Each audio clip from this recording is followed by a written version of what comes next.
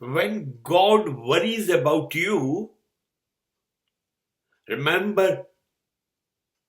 religion begins at the same moment.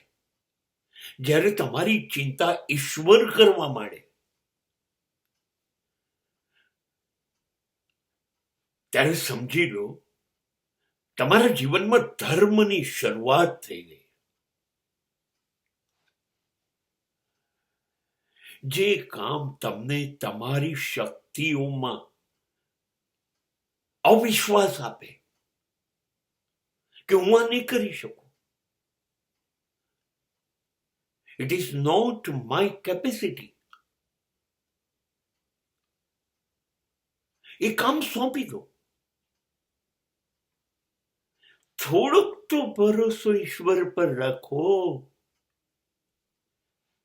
એની પર ભરોસો રાખો. બધું જ તમે કરી કાઢશો, તમારાથી જ થશે. શું કામ આવો ભ્રમ, આવા ખ્યાલથી જીવો છો? તમારાથી તમારા હૃદયના ધબકારા કે બ્લડ પ્રેશર તો કાબુમાં રહેતું નથી. તમારી મરજીથી તમારા ફેફસા, તમારી કિડની કામ કરતા નથી. તમારા વિચારો તમારા કાબુમાં નથી. અને તમે કહો છો કે બધું તમે કરી શકશો. છોડો ને, થોડુંક એની પર છોડો. હા, તમે કરો છો. ઈશ્વરના દીકરા તરીકે તમારી જવાબદારી તમે ઉઠાવો છો, ઈમાનદાર છો. પણ જ્યારે એવું લાગે અટકીશું, ત્યારે એની પર છોડો, એ પૂરું કરી દેશે. એને મીરાનું ધ્યાન રાખ્યું હતું, નરસિંહનું ધ્યાન રાખ્યું હતું, શબરીનું ધ્યાન રાખ્યું હતું. અરે પુરાણ તો એવું કે છે ગજેન્દ્ર મોક્ષની વાર્તામાં કે એક હાથીનો પગ મગર પકડી લે, મૃત્યુ નિશ્ચિત હોય, અને હાથી આકાશ સામું જોઈને એક કમર ઊંચું કરે અને હાથી માટે દોડીને આવી જાય.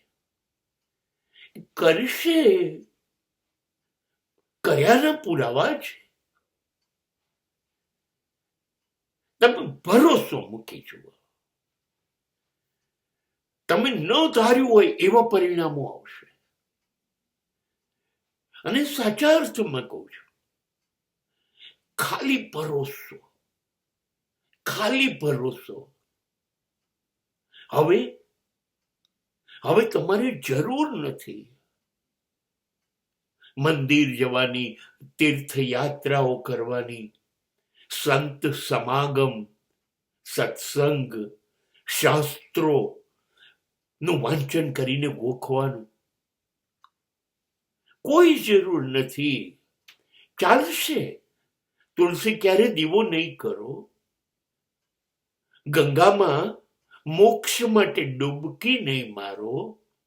ચાલશે. ઉપવાસ નહીં કરો. ચાલશે. અનુષ્ઠાન, યજ્ઞ, હોમ હવન નહીં કરો. ચાલશે. ધર્મ તો શરૂ થઈ ગયો.